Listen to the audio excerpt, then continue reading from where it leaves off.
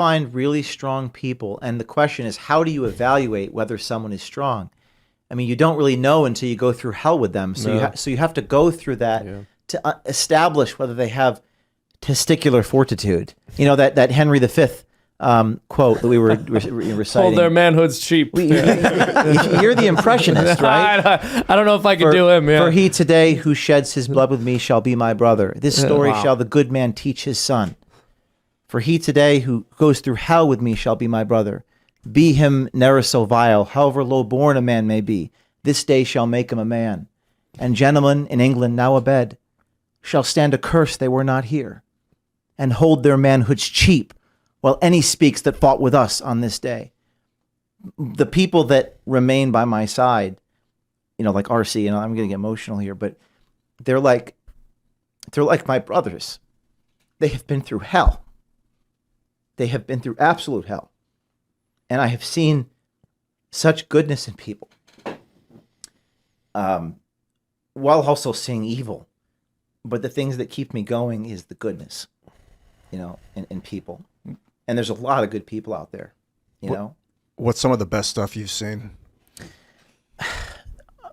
The people out there in the country who message me and say, I will always have your back and I want to do what you do. And I need your help to do it. Those are people who keep me going. Are you inspiring people to start their own companies? I want to inspire people to go do what I do, because I think they can take down one man, but they can't take down thousands of people. I think they can defeat one man, but they can't defeat an army. They can't defeat an army of people. Or multi-million-dollar lawsuits, massive multinational corporations. I'm ultimately not worried about the money because I think it can be raised. It's not a zero-sum game. If I have to raise 50 million, I'll raise it. Whatever it takes, we'll do it to get the job done.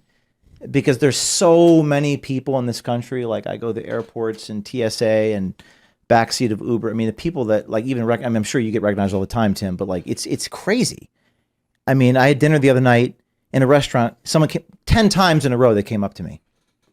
And they all say, please never give up. Please don't ever stop doing what you're doing. Please don't ever give up. They're begging me not to give up. So that keeps me going. And I went to a small farm store about 6-7 months ago, and was in there just shopping little local produce stuff. They asked me what I did, and I was like, I do a political show and stuff. And they're like, oh, really cool, really cool. What's it called? And I said, it's all called Timcast. And they're like, oh, that's really, really great. And what do you talk about? And I was like, oh, this, that, or otherwise. And they're like, who I love? And I was like, who? And they're like, James O'Keefe. He's so great. Do you know James O'Keefe? I'm like, I've heard of him. Yeah, he's really great. And they were like, we need more people like him. And I'm just sitting here like, this is really cool.